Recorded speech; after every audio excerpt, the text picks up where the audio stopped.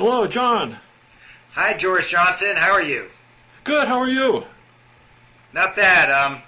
I just want you to know that I've tried to improve the look of my decor here, my background. I got some stinging criticism after our last talk that I had an inappropriate background. I think I had a fire extinguisher and some other kitchen utensils, and I was told that I should have books. So I actually put a big stack of books behind me. Oh, did this come from Blogging Head's central office? No, they would never be so rude. Yeah. Oh, okay. I thought maybe they were trying to they've given things up in general. Okay, yeah. Well, that sounds good. So you have books behind you. Yeah. Yeah, I have my usual background. I just finished shoveling my way up to my office. We're getting a pretty good snowstorm, it looks like. It's finally warming up here. It's been in the 30s, even 40s. Wow. Some days. Hey, so what have you been up to lately? Well, I just came back from Switzerland. I was there last weekend for a conference called The Large, the Small, and the Human Mind, which you may know is the title of a Roger Penrose book. And the conference was supposed to explore the themes of that book by Penrose. Somewhat oddly, Penrose wasn't at the meeting. But, and of course, these themes are so broad that basically people just talked about any damn thing. Yeah. I gave my stump speech on how we can end war. There were interesting talks by Fritjof Capra. Do you remember that name? Yeah, really. The Dancing Woolly Masters guy. No, that's Gary. Oh, no. The other book, the Tao of Physics. Yes, Tao of Physics, which came out in 1975. Yeah. And he was the first speaker. So Tao of Physics was, I think, maybe the first popular book to draw connections between some of the insights into reality being provided by particle physics and quantum mechanics and the great revelations of Buddhism and Hinduism and the mysticism of the East. I have vivid, fond memories of reading that in college, and of course, you talk to any physicist about it, especially Murray Gell-Mann, and they just despise the book and think it's, just this horrible disservice to, public understanding of everything. But I remember at the time, I thought it was really good. I mean, I didn't really take it seriously that there was actually, that some people have put it, Zen Buddhism provides particle physics provides the scenic view to the truths, the same destination of Zen. That it's more meandering way to get to the same deep truths. But I thought it was a nice device to, do kind of a nice overview of particle physics at the time and Zen Buddhism, which were both subjects I was interested in. But I imagine Capra did intend to say there was a very deep connection. He turned out to be. Well, first of all, I actually ended up having to introduce him. He was the initial speaker, and so the organizer of the meeting asked me to say something about Capra, and I revealed that I was basically a hippie living in Denver, dropout from college in the late 1970s. Somebody gave me a copy of Tao of Physics, and I thought it was so cool that I decided to go back to school. And I ended up becoming a science writer, in part because I was so inspired by that book. So I didn't know that. So you're someone else who appreciates it. Yeah, and then of course I ended up becoming such a hardcore skeptic and materialist that I discounted a lot of these analogies that Capra brought up in that book. But I really liked him. He's very smart. He's a true scholar. He knows a lot about the history of science. He gave a wonderful talk at the meeting about Leonardo da Vinci as a kind of emblem for what Capra thinks is a really good model for a new kind of science that looks at reality not reductionistically but holistically and more organically and all that sort of thing. So all that is kind of a cliche now. Yeah. But Capra is one of the people who started saying those things, and what he said about Leonardo, I found really really interesting. That Leonardo was very different, for example, from Galileo in the way that he posed problems and tried to solve problems in the way that he looked at nature. Different in what way? Well, Leonardo was more interested in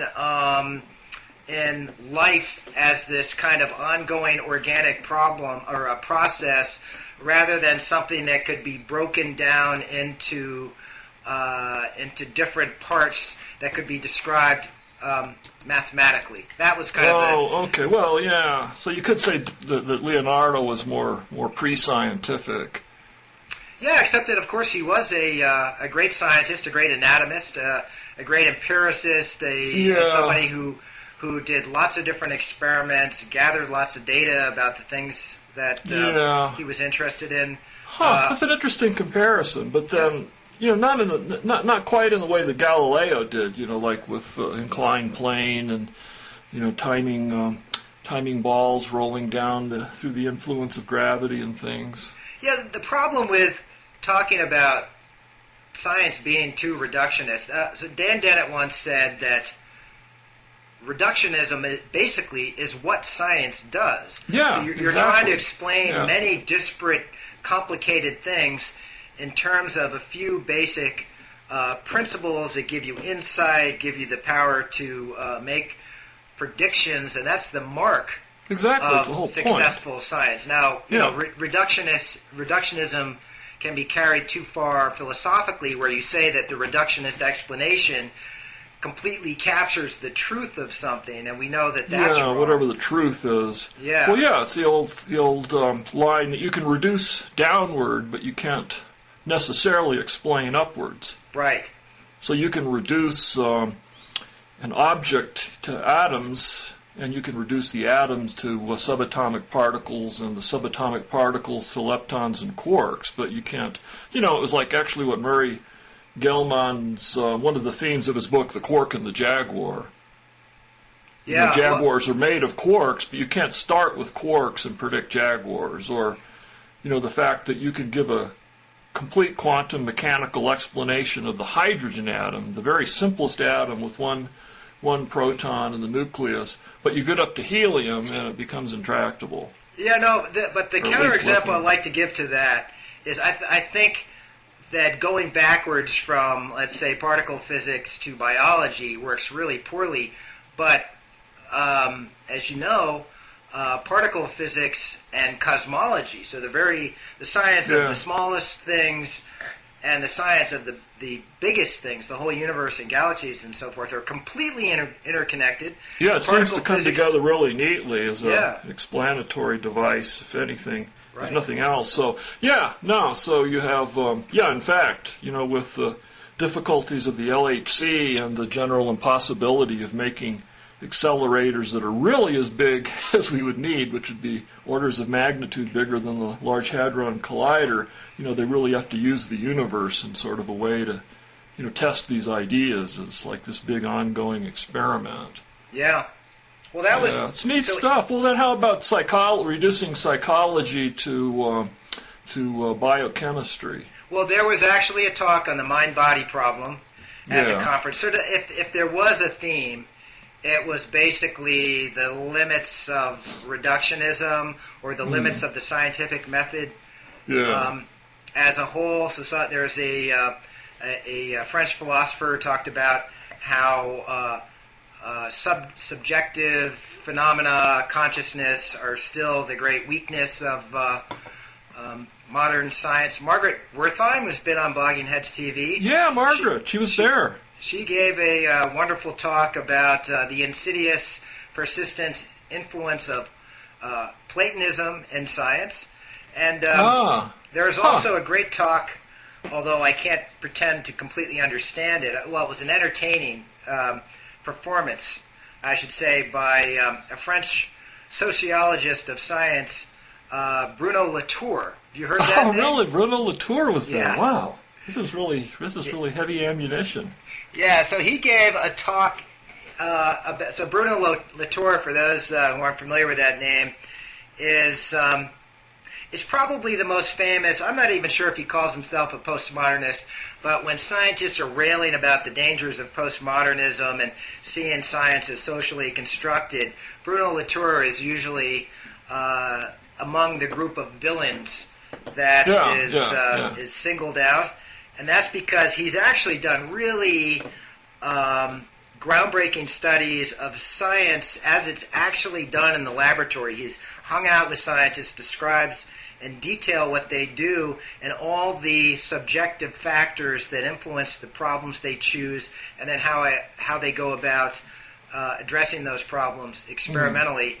And so his work is sort of showing in detail with all this almost journalistic reporting how right Thomas Kuhn was with his paradigm model of how science is done and the influence of subjective factors on science. But his talk... Which doesn't mean, you can have subjective factors in science, but that doesn't mean that you're not coming up with some kind of objective truth. Absolutely. We're in agreement on that. I actually at one point said we had a panel discussion at the end of the day in which I spoke, and there are, I don't know, half dozen of us up there, Capra, Latour, Margaret Wertheim, a couple of other people, and everybody was sort of saying that, well, we can all agree that scientists never really arrive at truth, that they're constantly revising and rejecting their theories. And I said, wait a minute, I've got to stand up for the truth, and I think I'm the only realist here. And Latour looked at me with this kind of, he's very theatrical, and I think he wanted to sort of mix things up. He looked at me with this kind of feigned, or maybe it was genuine contempt, and said, no, I am the only scientific realist here. Meaning that he's the only one who really understands how science is done in the trenches. Wow, so he wouldn't go for any subtleties, huh? No. Yeah. And his talk was, I guess he was blown away by the movie Avatar. And so his talk was all about what Avatar reveals about our delusions, and especially the delusions of Americans and their attitudes towards science and technology and power and the noble savage and all this stuff. Huh. I guess I'm going to have to see that movie. It's like you can't get away from it. Oh, Jesus. George, it's mind-blowing. It's great. I highly recommend I really like the essay that Carol Kasich-Yoon wrote about it in the New York Times this week. She's a trained as a biologist, and she had some interesting insights. And she has a really good book that's just come out in the last year called Naming Nature. Mm-hmm. And it gets into all that stuff about cladism versus Linnaean classification schemes, and just goes through the history of naming nature, of like parsing nature up into these categories, and then dealing with these questions of how much of that's subjective, how much of that is objective, and then positing that deep down we have some innate drive that causes us to do this classification. It's a neat book. Yeah, I really liked her essay on Avatar too, because she focused on what I thought was the most amazing feature of the movie, which was the scenes where the two characters are just wandering around through nature, and it's just so breathtakingly beautiful, especially this one night scene. A lot of the plant life is phosphorescent; it glows in the dark, and the plants there vaguely resemble plants, and also the animals resemble plants and animals on Earth, but as though in another universe. And just slightly Yeah, sort of like when you go to Canada. Yeah, except better. Yeah, And, everything's a little. It's kind of the same, but like queerly different. Yeah, and the downside sometimes with movies like that, my son brought this up, and I've had this experience in movies too, that some of the movies are the realities that they immerse you in are so stunning and dramatic, beautiful, that when you come out of the theater or you turn off your DVD or whatever, this life seems sort of drab. I used to have that problem, especially when I was younger. But the way those movies should work, and this is what Carol talked about, and this is what I loved about her essay, is that seeing this imagined beautiful world helps make you rediscover the beauty of this world, this real world. Yeah. So, well, that's nice. I'll have to see it. Yeah. Did you see it in 3D? I saw it 3D IMAX. Oh man! Oh, just mind blowing. There's not those opportunities here where I live in the sticks, but well, I had to drive an hour to get there. Yeah. I took my kids. You go into Manhattan? No, this big shopping center, Palisades Mall, has an IMAX theater. So, Oh, huh. Well, maybe there's one in Albuquerque. Yeah, check it out, George. Okay. So what else we got? You sent me the link to a feature on Scientific American online. Oh, yeah, I kind of really enjoyed fun. this. Let's see if I can find it. It was like the 10 great letdowns of the decade in science by the editors of Scientific American. Science, here we go. Yeah, Science letdowns of the new millennium. Yeah, okay. Let's see. I'm trying to get back to the first page here. Yeah, So it says, few flying cars and no fountains of youth since 2000. Yeah, no flying cars. The things, I can't remember if they got into the obvious one of how disappointing it's been with the space program, but, we've talked about that many times. So I'm just kind of flipping through it here. Yeah. One was the war on cancer. I think that was their first one. Actually, their first one was the continuing rejection of the theory of evolution. Oh, yeah, right. It's So okay. I mean, that's.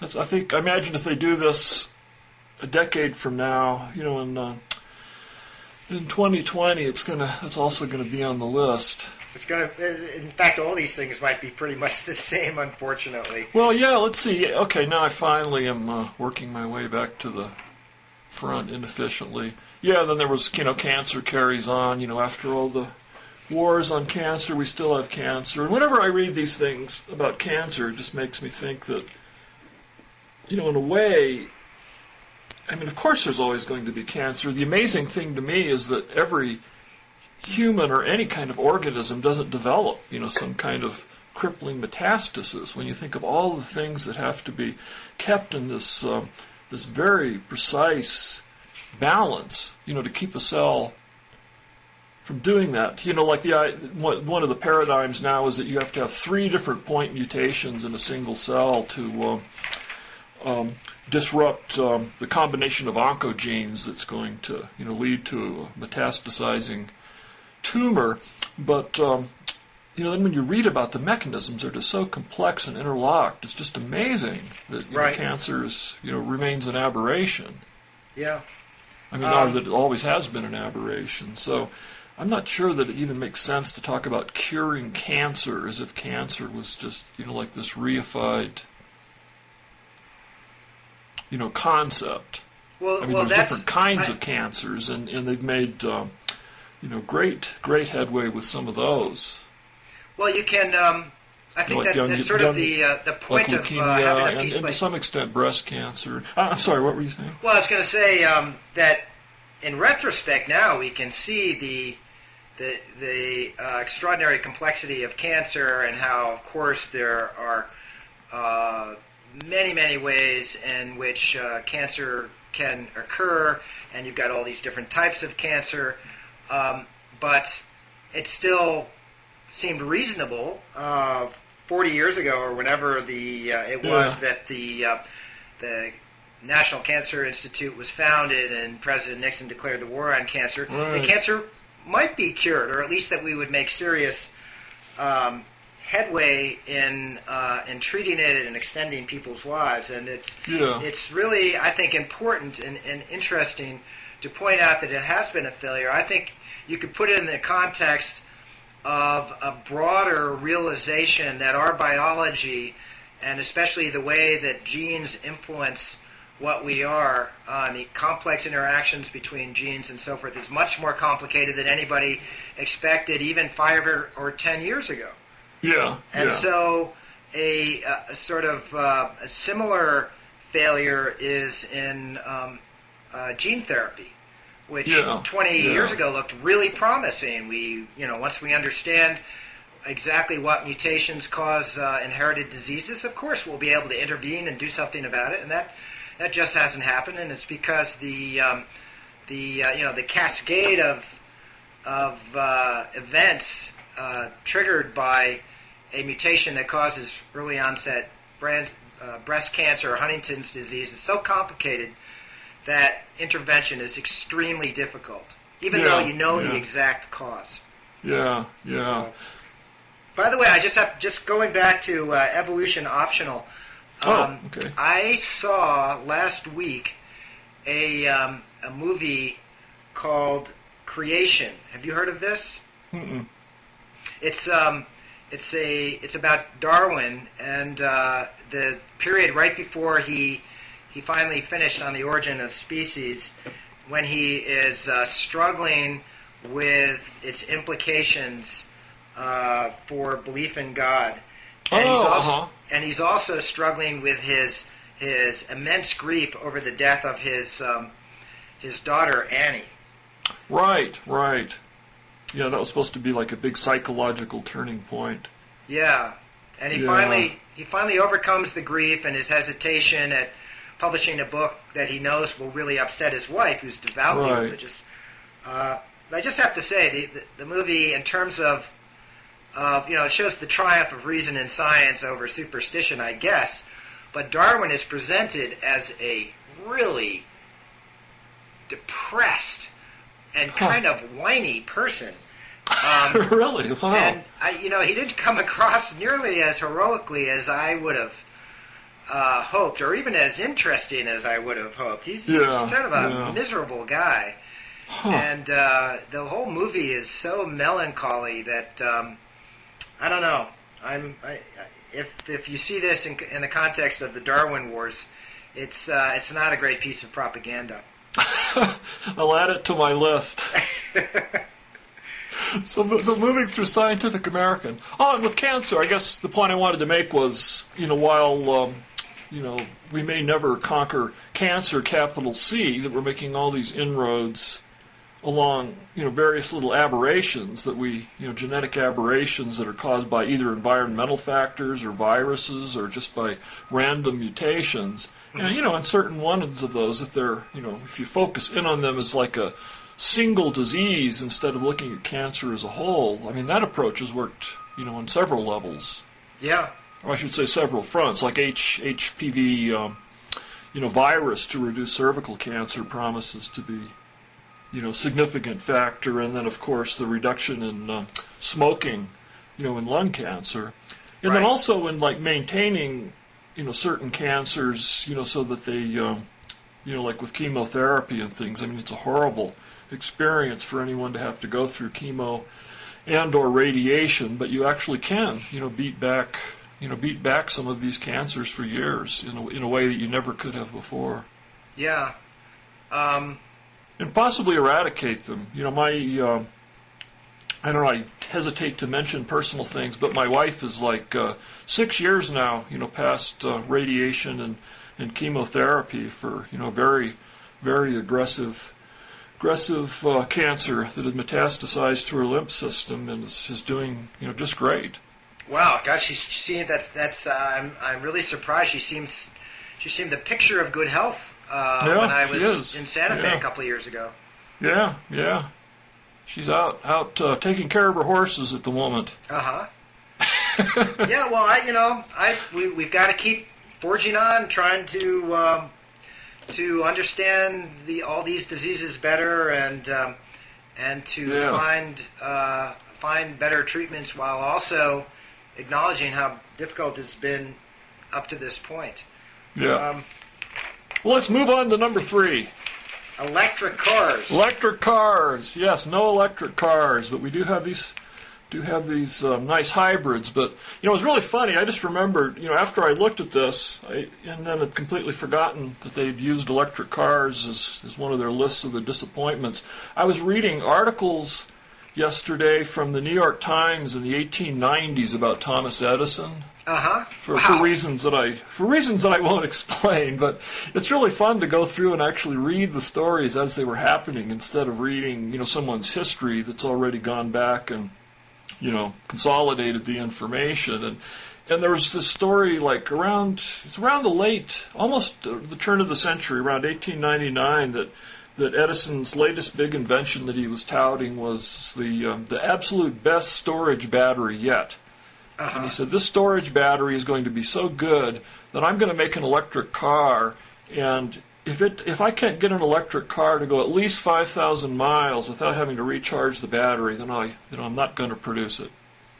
Wow. That was his goal. 5,000 miles. Well, I guess it didn't happen. Yeah. No, I haven't gotten, through the entire course of letters, but at the point where I am at now, he's doing, pretty well on getting, little electric cars, like to run, 50, 60 miles, and an electric bicycle. One of his big predictions is an electric bicycle will, revolutionize the world because people will be able to get around efficiently without having to have horses. He's saying it's just really horrible. You have to clean up after the horses, and you have to deal with these footmen and things like this. That's amazing. So, electric cars, 100 envisioned 100 years ago. Yeah, 100 years ago. Ah, incredible. Yeah, a little more than 100 years ago. I'm optimistic. Still no electric car, and but it's not. Of course, they mentioned that movie, don't they? What happened to the electric car?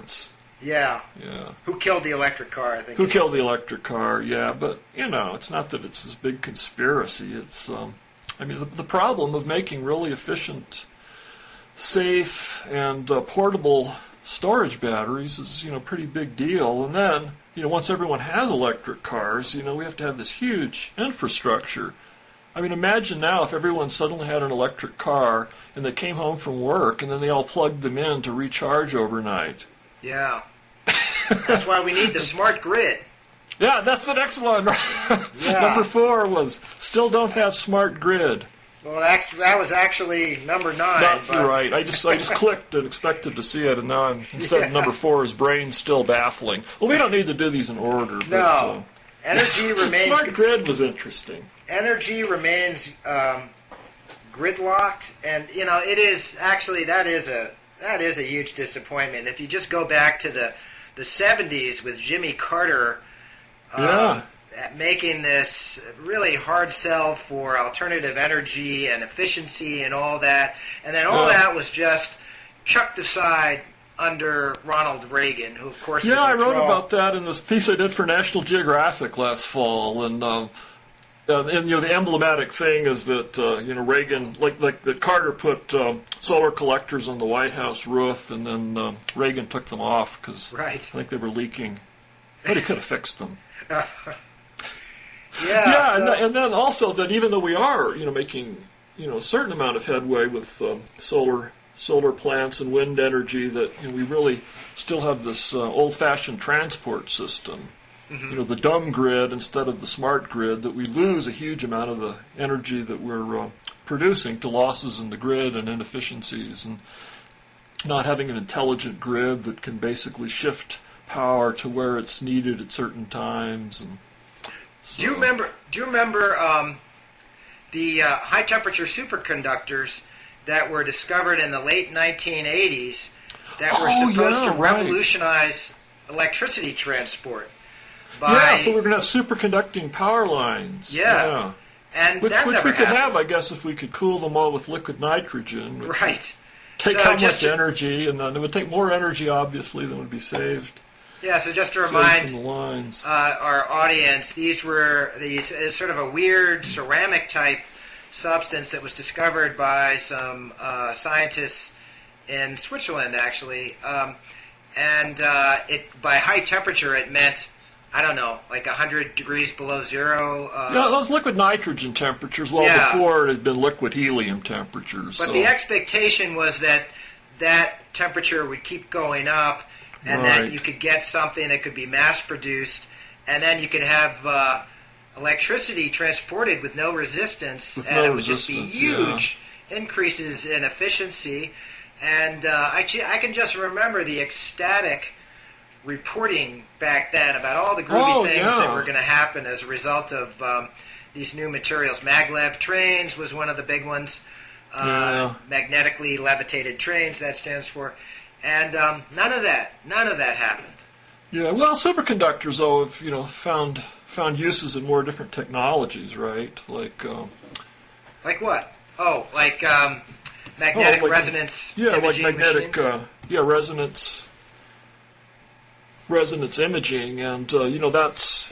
I don't know the details, but that has to have been helped by the fact that you don't need liquid helium temperatures, but just liquid nitrogen. But so it's it's been an incremental development, and and research in superconductors continues to go on. And I think the last time I really tuned into that was many years ago when I wrote about someone seemed to have come up with a theory that explained the high temperature superconductors, because they really weren't understood. And I'm not sure, his theory turned out it was shot down very quickly, and then there was a number of competing theories, and I'm not sure how that all came out. It's just another one of those.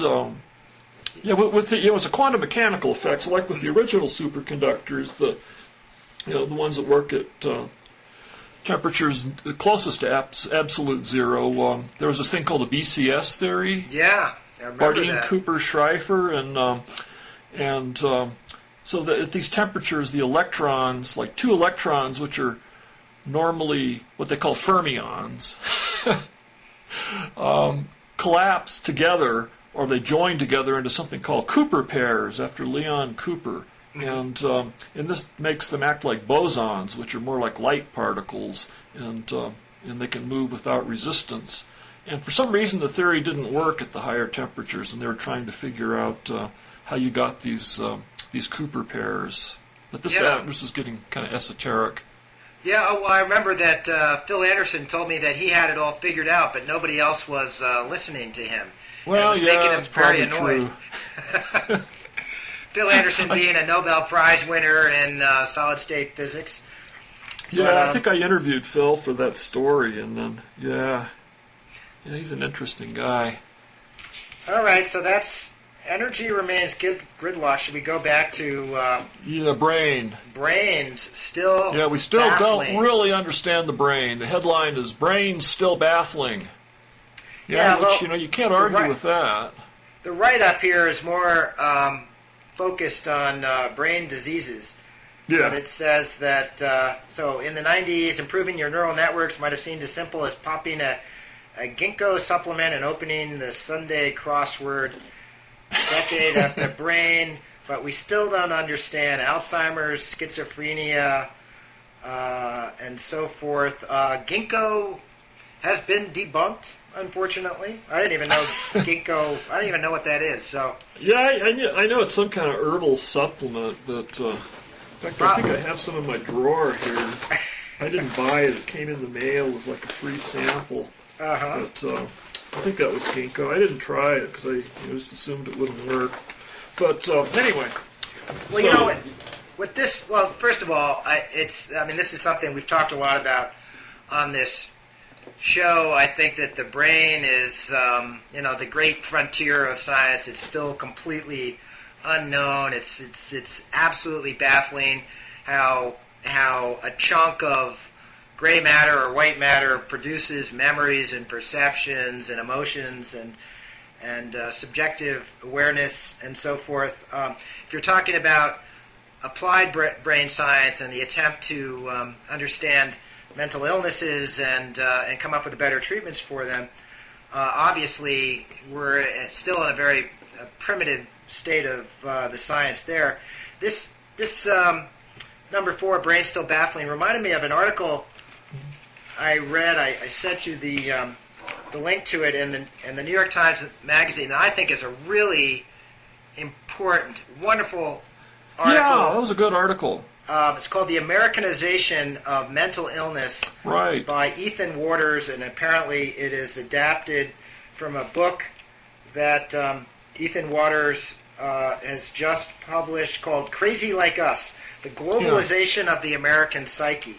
The Globalization of the American Psyche. Yeah, no, it's a really good article, and I read it when it came out, and then again last night after you reminded me of it. And do you want to summarize it for? Well, yeah. So actually, this wasn't completely news to me. It was an update of an article that I remember seeing in Scientific American, I think back in the mid '90s, on cross-cultural psychiatry, and it pointed out that a lot of cultures, societies, have mental illnesses that have very little parallel in other societies. And the point of it was to say that mental illness is powerfully shaped and interpreted by culture. Yeah, and, which, it's hard to argue with that. But what's happened in American psychiatry is that there's been this really strong trend toward trying to understand schizophrenia and depression and panic attacks and things like that as diseases very much like malaria or cancer. Yeah, well, in the sense that they have a biological basis and that they can be understood. I mean, to me, that's obviously a good thing.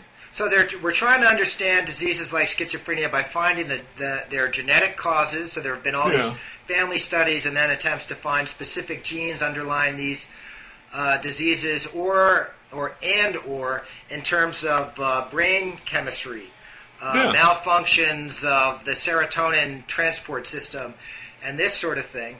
Yeah, and we're approaching it scientifically instead of superstitiously. Except, George, that as part of this trend to see mental illness as more a strictly biological phenomenon, as opposed to the way, for example, Freud saw it, it means that there's been a discounting of cultural factors and even of what you might call social context or even psychological factors, to the point where the models are just grossly simplistic and in many cases but I don't think anyone is doing research on the genetic basis of schizophrenia is going to say that once we find this gene, we can do gene therapy and cure schizophrenia. I mean, I think they would readily say that this is that it works both ways. You have some kind of aberration that may be causing a certain kind of behavior in an individual, but then the individual is embedded in a culture with all these other people who react to that behavior in a certain way. So you get all this complex feedback, positive and negative feedback. And if the geneticists are saying that, it's only because their studies have been such failures. The studies in which they attempt to find good, strong correlations with specific genes. So 20 years ago, there are all these reports of finding specific genes associated with the major mental illnesses that supposedly were a major factor in these illnesses. And now the correlations have become weaker and weaker over time. It's more complex than... There's been one claim after another that has not been corroborated, and yet we are still exporting these biological models of these mental illness. I mean, that's really what the point of this article was. Yeah, but... Hey, we found something to disagree on. But, it's because, that American neuroscience, basically, leads the world on that front. So naturally, we're going to be exporting it. I mean, it's not like, I mean, scientists in other countries are going to American universities because these are where we have the top people in the field. We have the cutting edge research going on. They're going to basically, pick up on this research, contribute it to the research themselves, and this is obviously going to, affect how they treat mental illness in their own countries. I mean, to me that seems like not a bad thing, even though it obviously let me tell you why it is a bad interesting thing. little complexities, when you look at the cultural.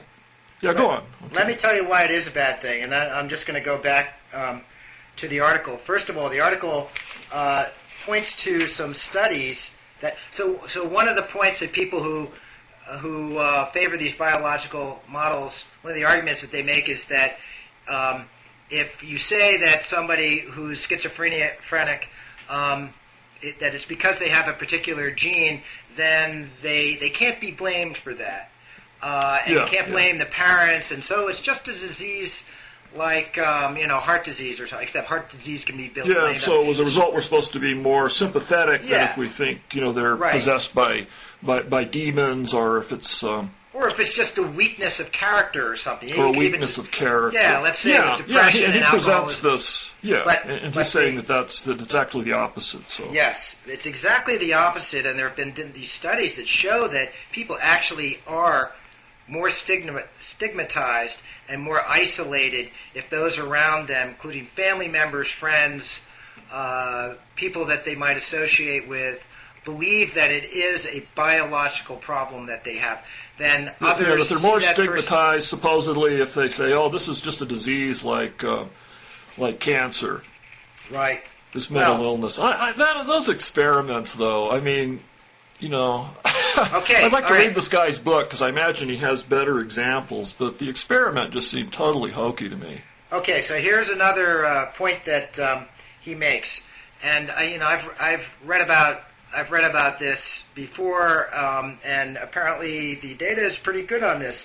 The outcomes, the prognosis for people who are diagnosed with severe mental illness in other, especially non-Western countries, is better than it is for people diagnosed with schizophrenia in the United States, England, Western Europe, countries where you have this more biological view of mental illness. So he's arguing that because people are bound into these closer social networks, so like the schizophrenic isn't seen necessarily as being sick, and then is embedded in this supportive culture. But that could be true. That could just be a sign that there's tighter family connections and tighter social networks in these countries than there are in advanced countries where people, have more options of what to do with their lives instead of, sit around at home and, interact with your family members. So. George, sounds like you're really making excuses for Western-style biologically I just think psychiatry. like any article, you come up with the theme and then you kind of go with it. And there was just things that struck me as kind of simplistic, like this experiment that supposedly showed that people were more empathetic to if someone had a mental illness. See, how did it work? So they took these graduate students or something, and they said, we're going to do this experiment, you and your partner, and it had to do with administering electrical shocks of different intensities. So kind of shades of the old Stanley Milgram experiments. And then they would tell the subject that your partner, we just wanted to tell you offhand, as if this wasn't part of the experiment, that your partner, has this mental problem, and some of the subjects they'd say, well, he has this, imbalance of chemicals in his brain that might make him, act a little funny, and they would tell the other group that, we just wanted to tell you, beforehand, just in case anything weird happens, that your partner had this just really, really bad childhood, was like, raised on the street in a shopping cart or something. Mm-hmm. And then they go through this experiment, and they find that the people who were told that their partner had some kind of biological brain malfunction, like a chemical imbalance, were more likely to give more intense electrical shocks to the partner than those who were told that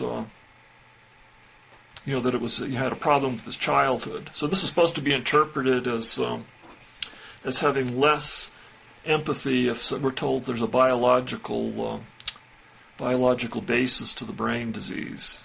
Well, yeah, but that okay. So that study was then followed up by references to other if I could, surveys. If I could just expand on that a little bit. Oh, sure. Didn't mean to interrupt you. Sorry. But I mean, you could also interpret that as if you're told, something specific about a person, that they had this really bad thing happen to them earlier in their life. That's something that you as a person can identify with. You can say, oh, that's really bad. I was so lucky because I had pretty nice childhood. Or you could say, oh yeah, I could imagine what that was like because I know someone else who this happened to, or I didn't have such a good childhood either. So it would be easier to empathize on that level when you have that kind of personal information than empathizing with someone saying, well, he's got not enough serotonin and too much norepinephrine, flowing around between his neurons. Then you're just going to kind of go, huh. So maybe it's not that you're stigmatizing him because no, it just you have a real neutral reaction because there's nothing really to empathize with. It's just this chemical thing. Okay.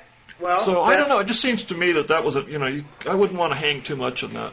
Okay. Experiment. Then there are a whole bunch of studies that are referenced after that from other places, Russia, Germany, and so forth, about how there's a correlation between the rise of biological models of schizophrenia and stigmatization of people in those same cultures. Here's the money shot, though, George. Okay. 3 large international studies carried out by the World Health Organization over 30 years shows that patients outside the United States and Europe had significantly lower relapse rates. Well, they may live in schizophrenic patients as much as 2/3 lower. I mean, we just talked about it, but this to me is, I think you can put this in the context of the health care reform debate. We've talked in the past about how there is an inverse correlation between the amount of medical attention, tests, and treatment that people get and the care that they get, both within this country and if you compare our country to other countries. And this, to me, seems further confirmation of that.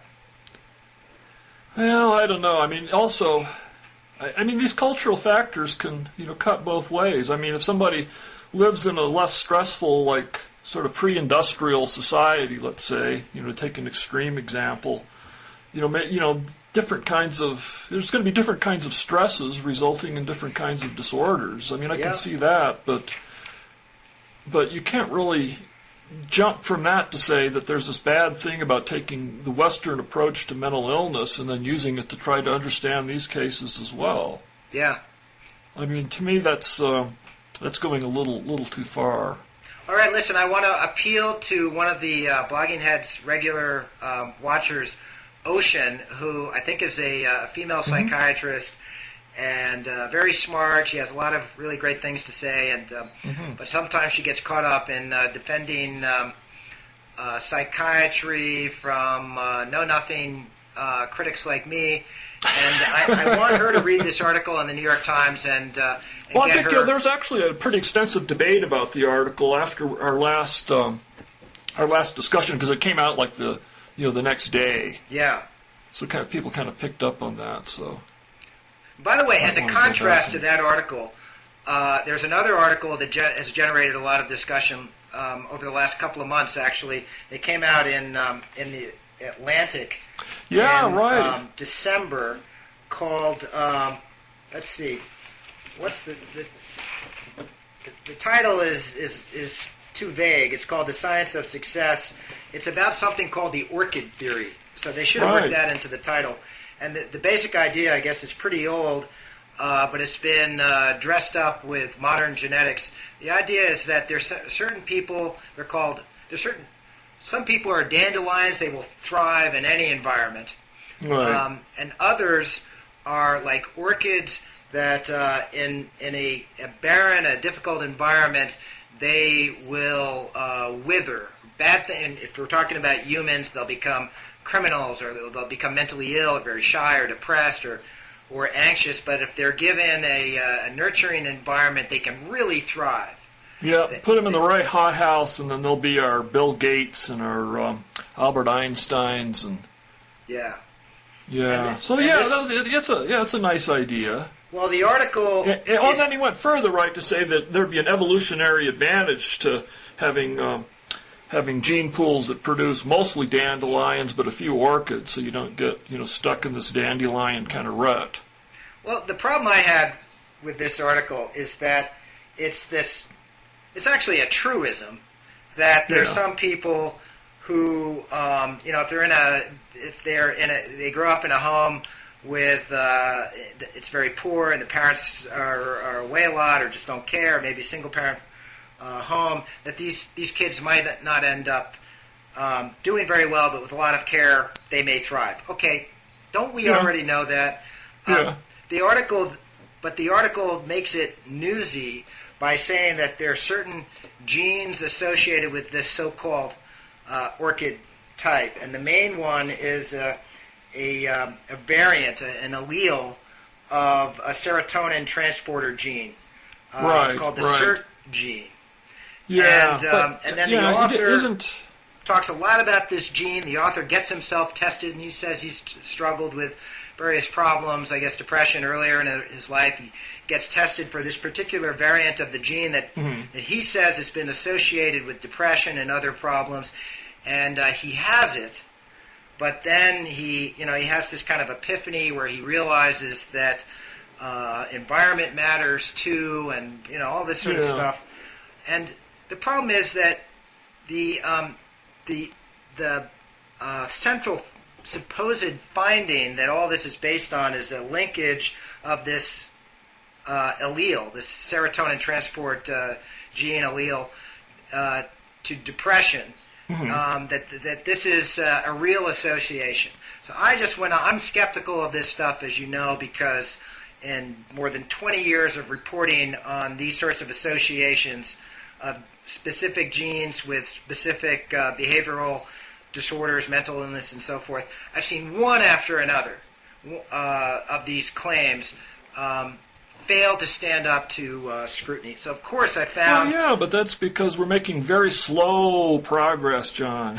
But it is progress. I know, but it bothers me when you have this grand theory like this, as I said, that's basically saying something that's just common sense, that we should give people as much nurturing and care as possible when they're young, is dressed up with all this bogus behavioral genetics. It really bothers me.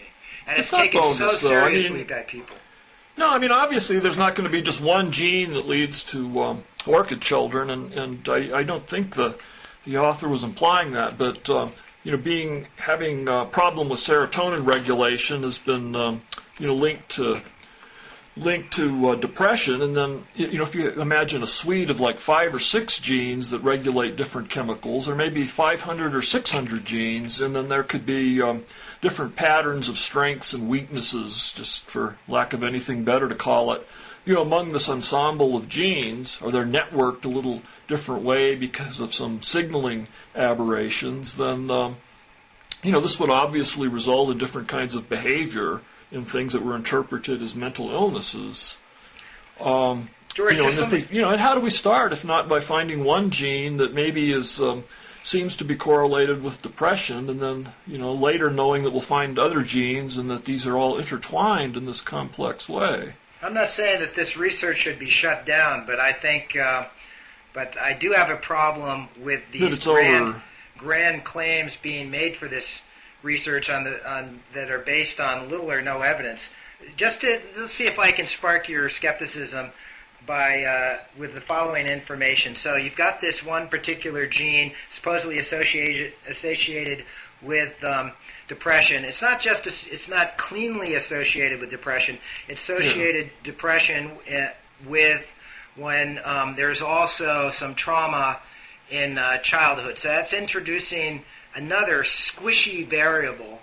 stressful events in childhood. Stressful events in childhood. With the squishy variable of depression.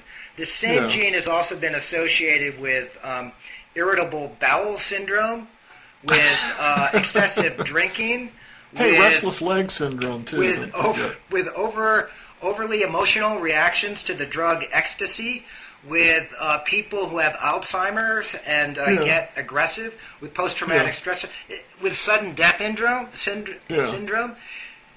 This is exactly what happened with a gene associated with a dopamine transporter back in the late 80s and early 90s. People said it was the cause of alcoholism. That didn't hold up. And then they attributed the same gene to all these other different things. Yeah. And all those eventually fell through too. The same thing is going to happen. It's obviously overly, it's underly constrained. Yeah. All of these theories, and it's going to be a combination of genes. But I certainly agree that it's bad and possibly even dangerous to overhype this stuff. But on the other hand, I think it's just how science proceeds slowly with these little inklings of possible truths. But don't you think it gives the science a bad name when these like huge dramatic claims are made for the science? Yeah. A lot of times when you go back and look at it, the claims weren't actually all that dramatic. I don't know, George. I found this the reason this article has gotten so much attention is because it is very dramatic. But as I said, the Atlantic article? I agree. Yes, the Atlantic article. I agree with the author. I think we should be as loving and nurturing toward our children as possible and buy them many educational toys. I agree that's a good thing. I just thought it was a very interesting, thought-provoking essay, that gets you to, think about these connections. That, that it seems like, it just seems hard to deny that, at the root, mental illness is going to be caused by, some sort of biological substrate. Unless you are a philosophical substance dualist and really believe that the mind is separate from the brain, there's going to be some physical substrate to mental illness. But at the same time, you have to realize that that's going to manifest itself in different ways depending on the environment or the culture, which is kind of also what the New York Times article was getting at. And, whatever you think of the general points or the general thrust of the arguments that the two authors were trying to make, it's, it just gets you to think about these complex interconnections between the brain is like this organ and the brain is like this information processing device that's embedded in a whole network of other information processing devices. And George, I think it's the hardcore, the people who are pushing gene and neurotransmitter, biochemical, physiological models of mental illness. I think they're the dualists. Yeah. They're the ones who are guilty of an extreme dualism because they're setting up this ridiculous dichotomy between real causes, which have to be genetic or pharmacological and so forth, and negating the importance of experience and culture, which of course experience and culture are mediated through physiological factors. It's all intertwined. But it's a failure of, what bothers me is a persistent failure on the part of the people pushing the biological models to recognize the complexity of the interaction between mind and body. Okay, well, I don't disagree with you there.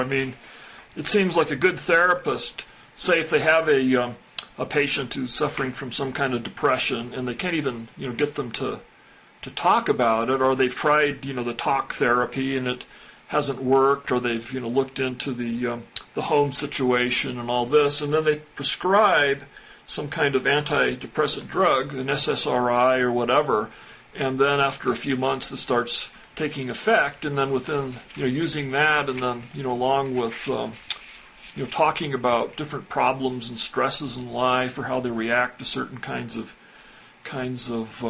human feedback. That's obviously the ideal situation. Rather than just going to going to the clinic and getting a prescription and then not dealing with it. But, that works for some people too, so. Yeah, I don't know. Yeah. But anyway, I think we can agree with the Scientific American editors that we don't really understand the brain yet, and it's a little Brains disappointing. are still baffling. It's just baffling. Well, they got another, E.T. won't phone home. We still haven't found E.T. yet. Still no extraterrestrials, yeah. The old Fermi question of, well, where are they then? We've got people refusing still to deal with, especially countries, to deal with climate change. Yeah. There's the lack of a good vaccine for HIV. Oh, HIV, right. Yeah, that reminded me of their piece on their little item on cancer. Again, it's this thing where, we've made huge amounts of progress if you look at it in certain ways against HIV as managing it as a chronic disease. Yeah. And understanding a lot of the mechanisms, but it's still, it's obviously hasn't turned out to be something that's going to be solved in a decade or 2 decades. Right. Yeah. Again, it's a growing appreciation for the complexity of biology. So, and then the space program, that's the final one. It's called Spaced Out. This reminds me of, I remember when I was in journalism school in '82, I did a piece on Gerard O'Neill, this Princeton engineer who was promoting giant colonies in space. Oh, yeah, I think I remember that. The L5 Society, I think it was called? Yeah, I went to some meeting out in Princeton in the late 1980s. And the subject was human exploration of space. And that just doesn't really seem to be happening. There was actually a really interesting talk at this meeting I went to in Switzerland by a British historian named Robert Poole, who's just written a book. Oh, yeah. Have you ever heard? It's not. I've heard of Robert Poole. Well, yeah, anyway.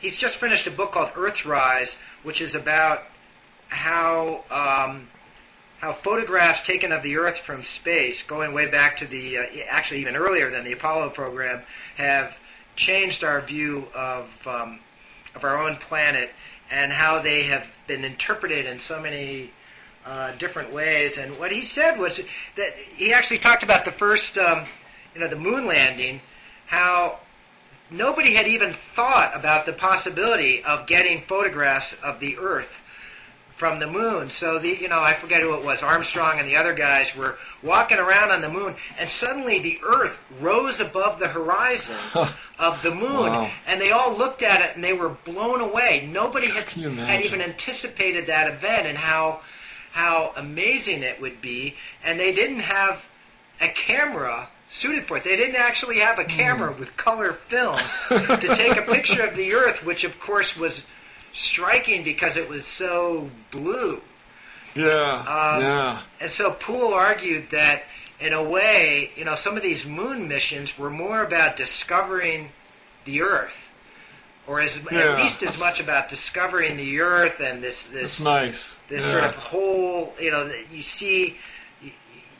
When we're on the Earth, we think of it as so fractious and divided into different nations and so forth. Then you see it as this unified thing from space, and that has really had a profound impact on our consciousness that's still playing out in many ways. And he thought that the space program in the future would really be more about learning more about the Earth than about as we get further and further away from it.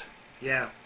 It reminds me of this scene in it's an old Robert Heinlein novel where they go to a different star system and land on one of the planets, and then the guy's looking up, the astronaut or whatever you want to call him, looking up at the sky and noticing the constellations, and they're familiar, In fact, mostly they're very much the same, and then noticing that there's just slightly skewed because of this different distant perspective, and then he suddenly sees this one star that he doesn't recognize in an otherwise familiar but stretched out constellation, and then he realizes in an epiphany that that's the sun.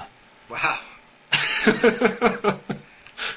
Just always remembered that, and God, it's just so disappointing that we're never going to experience anything like that in our lifetimes. Yeah, this guy said that he was very much against, Robert Poole said, somebody in the Q&A asked him about space tourism, and he said that he was very much against that. Because it's just such a joke. I mean, they're doing this, Richard Branson, the Virgin Galactic guy, is building this base with the, big backing of Bill Richardson here in New Mexico, down around Truth or Consequences, New Mexico, Spaceport America. So if you have a few $100,000, you can get a suborbital space flight. Right. Like big deal. I mean, first, of course, it's this thing for, it's like a luxury item for rich people who've been everywhere else on the world, and now get to leave the surface or leave the atmosphere, but still, suborbital. It's about as exciting as the space shuttle, which is, such an emblematic disappointment. And Poole brought up the carbon emissions from such flights, which would just be vast. And I guess that's a good point. Also, they'll all buy. So when put your favorite rich person into the subject of the sentence, when they decide they're going to go on a Virgin Galactic suborbital space voyage, and they'll have to buy all these carbon offset credits, and they'll have people going down and planting hectares after hectares of trees down in South America and things. And, right. Yeah. God, what a weird God help world. us. How did it come to this? Hey, guess where we are? An hour and 7 minutes. And I'm looking out at a complete whiteout now. It's like snow clinging in the trees. You can't see the mountains. You can't see the horizon. Cool. Wow, it's kind of neat. Yeah. To go snowshoeing tomorrow. Sounds good. I'm hoping to get some hockey in this weekend, but it's got to get a little colder. Yeah. Well, come on out here sometime. I don't know if I could do hockey with you, but I'd be happy to go snowshoeing. I'd like that, George. That'd be great. We'd love to have you. So, all right, maybe 2-3 more weeks, talk again? Yeah, sounds good. I'm generally around. All right. Okay, John. Good talking to you.